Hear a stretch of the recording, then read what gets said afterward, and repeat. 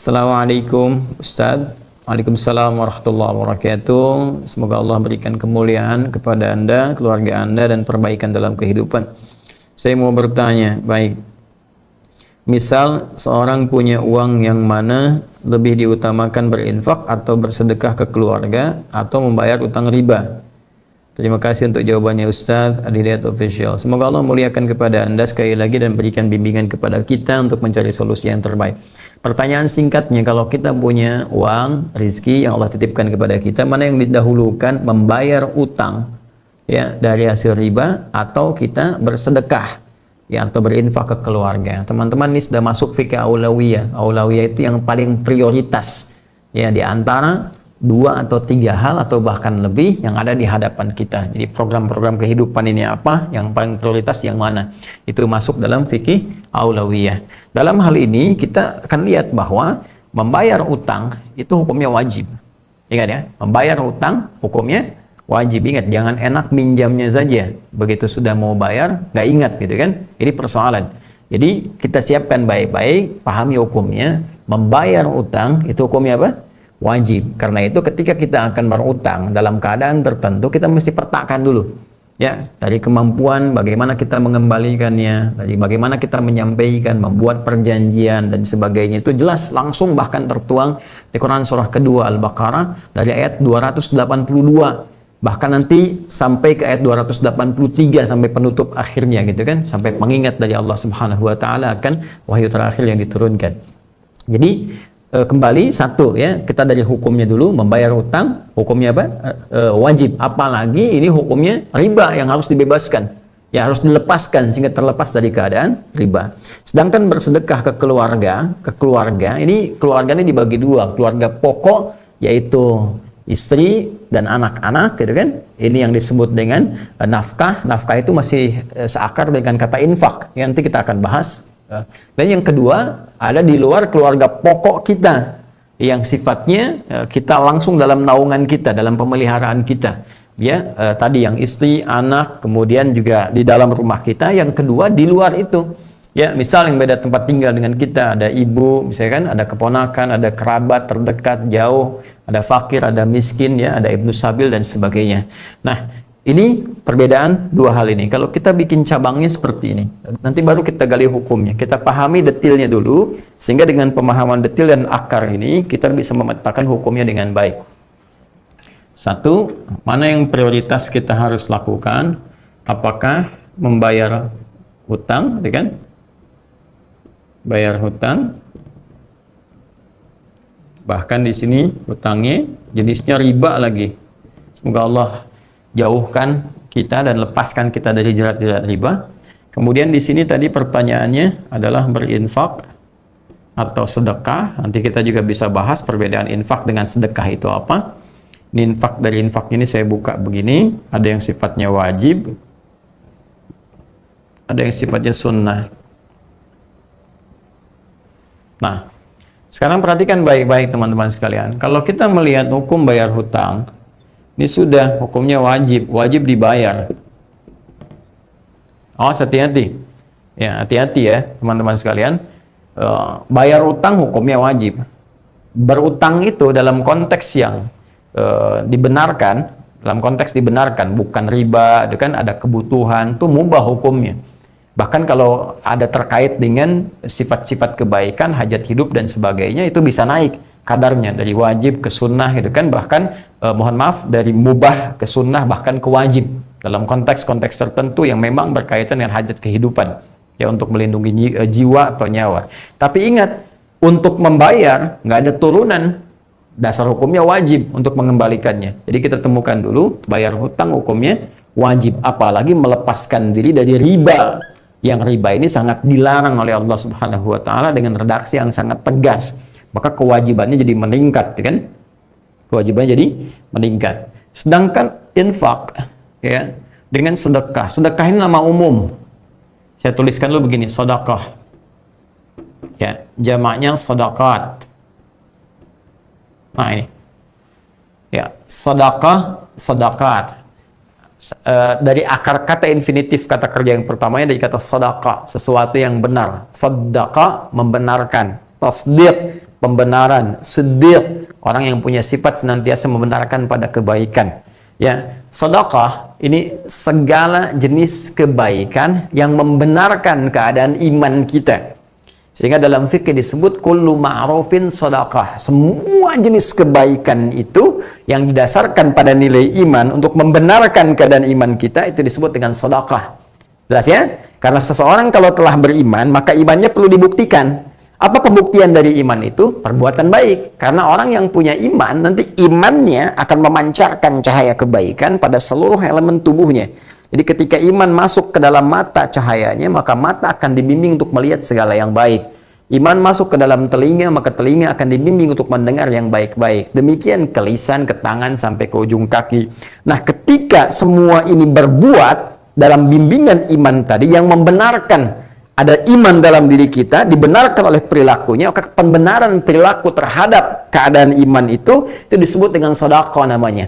Ya, perbuatannya sifatnya disebut dengan sedekah. Jadi kenapa disebut dengan sedekah? Karena terjadi perbuatan-perbuatan baik yang membenarkan keadaan imannya. Karena itu dalam kaidah fikih disebutkan kullu ma'rufin sedekah.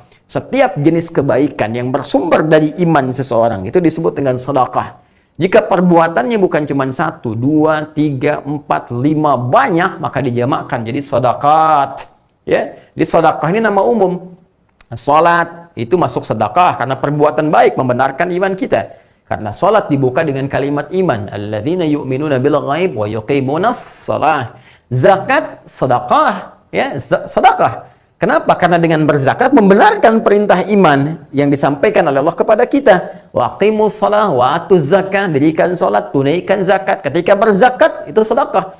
Makanya perintahnya kata Allah, khudz min amwalihim sadaqah. Ambil dari harta mereka yang telah masuk nisabnya, masuk haulnya, ambil dari harta mereka sedekah untuk zakat. Di zakat dinamakan dengan sedekah langsung dalam Al-Qur'an. Ya, tutahhiruhum wa tuzakkihim biha. Bahkan ketika dikeluarkan, yang nerima kan 8 golongan. Jadi ketika kita punya harta diberikan, makin banyak yang nerima, sedekahnya dijamakkan jadi sedekah. Buka Quran surah 9 At-Taubah di ayat ke-60. Innamas shadaqatu. Sungguh zakat itu, kenapa kok perbuatannya zakat tapi dinamakan pembagian dengan sedekah? Karena dia membenarkan keadaan iman dan mengandung nilai-nilai kebaikan yang banyak bagi beberapa kalangan, yaitu 8 golongan utama.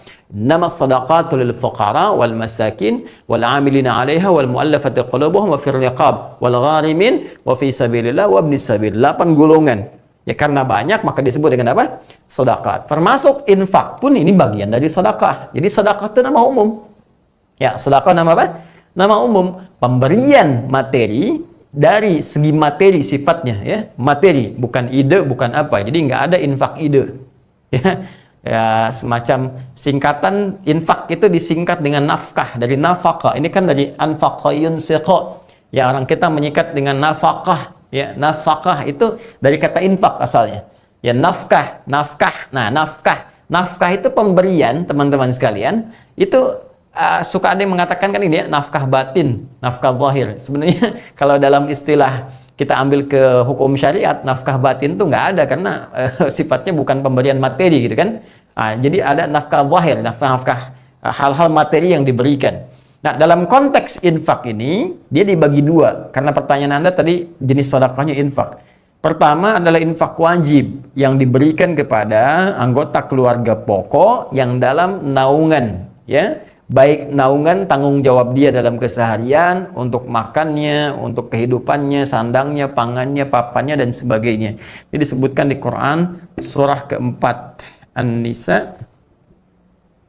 Ya, di ayat ke-34 di mushaf standar paling kiri sebelah atas. Ya, Allah berfirman, "Ar-rijalu qawwamuna 'alan nisa bima faddalallahu ba'dahum 'ala ba'din wa bima anfaqu min amwalihim." Itu ayatnya. Ya, para lelaki, para suami diberikan oleh Allah Subhanahu wa taala kelebihan terhadap istrinya dalam bagian tertentu. Nanti istri pun diberikan oleh Allah pada bagian yang lain untuk saling melengkapi. Nah, ada beberapa bagian yang memang perangkatnya didesain untuk laki-laki saja.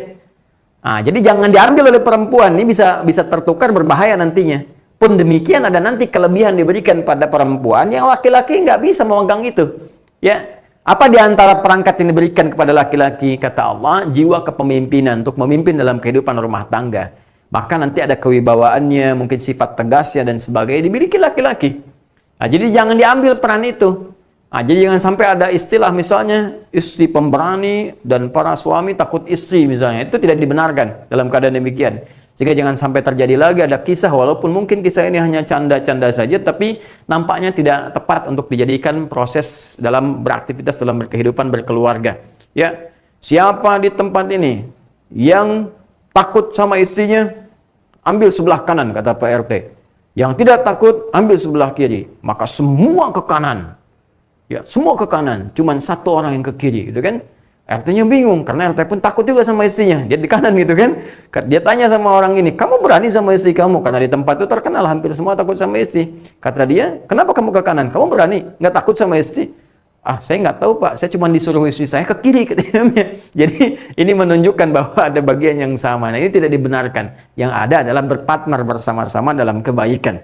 Ya, nah ini menata dalam kehidupan rumah tangga, suami jadi nakhada, tapi juga tidak bisa otoriter. Ya, ada bagian-bagian tertentu berdiskusi, mengambil pendapat bersama-sama dan memutuskan dan menjadi juru bicara dalam keluarga pada suaminya.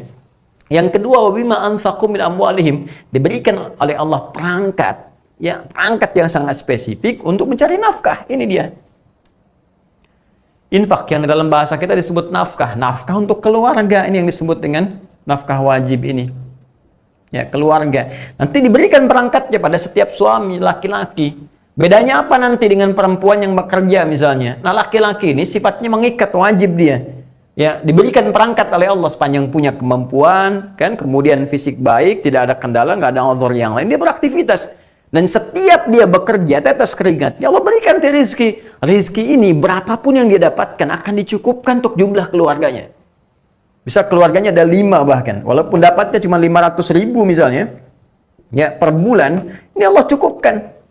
Bahkan dikirim dari sisi yang lain kalau dia beramal soleh dengan baik. Mungkin kesan kita dikirim oleh tetangga, atau ada yang lainnya, atau ada traktir, atau ada bonus. Ini bagian dari yang Allah berikan, dari ikhtiar yang dikerjakan. Ini cukup untuk 5 orang ini.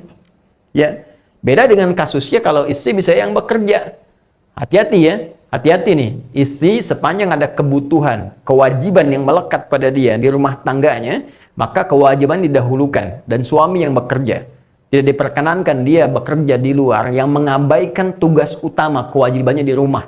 Memberikan ASI kepada anak itu bagian dari kewajiban istri. Kan menyiapkan kebutuhan-kebutuhan suami yang sangat penting untuk kewajiban dia, itu juga bagian dari kewajiban istri. Jadi jangan sampai dia bekerja keluar, ini diabaikan. Sehingga terjadilah kekacauan dalam rumah tangganya. Anda itu kan nyari rezeki di luar untuk memperbaiki rezeki di dalam. Untuk apa Anda nyari harta banyak-banyak di luar kalau yang di rumah aja rusak? Nggak ada perhatian, nggak ada kasih sayang, nggak ada perhatian dan sebagainya. Ya, karena itu teman-teman sekalian, ini yang wajib nanti yang dikerjakan oleh laki-laki. Ya, maka kalau dia mendapatkan kemudian harta dari hasil kerja kerasnya, contoh dia bekerja seperti tadi, dapat misalnya 5 juta, taruhlah ya, dalam per bulan. Maka apa yang harus dia lakukan? Dia cukupkan dulu kemudian untuk memberikan nafkah wajib bagi keluarganya. Ini poinnya teman-teman sekalian yang ingin saya sampaikan. Jelas ya? Nah, ini poinnya. Jadi, berikan lu kebutuhannya ke sini. Cukupkan. Untuk kebutuhan ini apa? Kebutuhan ini seperti apa dan sebagainya. Taruhlah yang terpakai misalnya ada 3 juta rupiah, kan? Nah, maka ada lebihnya 2 juta. 2 juta ini dihadapkanlah kemudian pada satu keadaan. Keadaan ada kewajiban nih hukumnya untuk membayar utang ini. Lalu ada keinginan untuk berinfak. Nah, pada aspek yang ini, yang sunnah. Mana di antara yang sunnah ini? Misal, ada di Quran, surah kedua Al-Baqarah, yang spesifik deh. Di ayat yang 215. Untuk yang ini ya. Ini. Paling kanan, sebelah bawah. Ya kan? Yas'alunaka madza yunfiqun. Mereka banyak bertanya kepadamu Muhammad SAW tentang apa dan siapa. Dalam konteks berinfak, apa yang harus diinfakkan kepada siapa kalau kita punya untuk infak itu. Dalam konteks infak yang sunnah. Qul ma anfaqtu min khair. Katakan kalau kalian mau infak, pertama yang diinfakkan itu mesti dari yang baik-baik. Ya, cara didapatkan yang mesti baik, hati-hati. Jangan sampai hasil korupsi dipakai infak. Hati-hati nih. Wah, supaya dosanya nggak banyak-banyak, korupsi 10 juta, 5 juta bagi deh infak ke madrasah misalnya kan, supaya ngurangin dosa, itu nggak bisa. Nggak tepat. Tetap Allah baik dan hanya menerima yang baik-baik saja. Innallaha thayyibun la yaqbalu illa thayyiba. Itu kaidah dasarnya dari Nabi SAW. Allah adalah maha baik dan tidak menerima kecuali dari yang baik-baik. Hati-hati ya, termasuk nih yang potong-potong video tanpa izin misalnya dan sebagainya, bikin sesuatu supaya banyak, terus dapat penghasilan, itu nggak baik. Ya itu nggak baik, karena ada bagian-bagian tertentu yang harus dipenuhi dalam unsur kehidupan. Nah, kalau sudah dapat dengan cara yang halal, yang baik pun, maka cari yang terbaik untuk infak.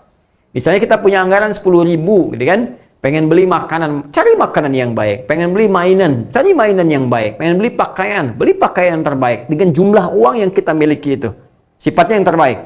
Atau bahkan pengen ngasih kotak infak besok Jumatan, maka kualitas uang pun yang berikan harus baik yang dimasukin. Jangan sampai yang kata orang India itu the kill of the kumal gitu kan, yang lecek itu yang dimasukin, yang keras-keras, yang bagus itu yang disimpan di dompet. Nah, perhatikan, ada dompet akhirat, dompet dunia. Maka pilih yang terbaik untuk akhirat Anda. Nah, karena itu teman-teman sekalian, untuk kesini, ketika memberikan yang terbaik, kata Allah nih diantara yang harus Anda berikan, lil walidain, orang tua, ini kan. Nah, ini masuk kepada infak sunnah. Ya, kemudian siapa lagi? Wal aqrabin, kerabat, ya kan? Wal yatama, anak yatim, wal masakin, orang miskin, wabnis sabil, ya kan? Dan ibnu sabil yang kehabisan bekal di perjalanan. Ini silahkan, ini sifatnya sunnah. Tapi sangat ditekankan bagian-bagian ini, orang tua, ya kan? Kita berbagi dapat berapa, sisihkan setiap bulan kita berikan dalam kebaikan. Nanti akan memberikan dampak positif kepada kita. Nah, kalau ini bertemu dengan kewajiban ini, karena ini sunnah, ini wajib, maka ini yang didahulukan sifatnya. Kecuali kalau ada hal yang mendesak di sini, orang tua sangat butuh misalnya, ya ada 1 juta kita bagi 2, kan? Berikan ke sini bagian, berikan di sini sebagian. Tapi secara hukum, kalau dia tidak ada kondisi yang seperti tadi, normal sifatnya, maka ini didahulukan untuk melepaskan diri kita dari jerat riba, jerat hutang. Setelah itu kemudian kita kembalikan pada situasi normal dengan diiringi doa kepada Allah Subhanahu wa taala. Doa yang sangat spesifik diajarkan oleh Nabi SAW supaya diantaranya kita terbebas dari utang piutang. Ya Allah, kami berlindung kepadamu ya Rabb dari sifat malas, kami berlindung kepadamu ya Rabb dari jebakan utang dan penguasaan orang-orang yang tidak benar qahrul rijal.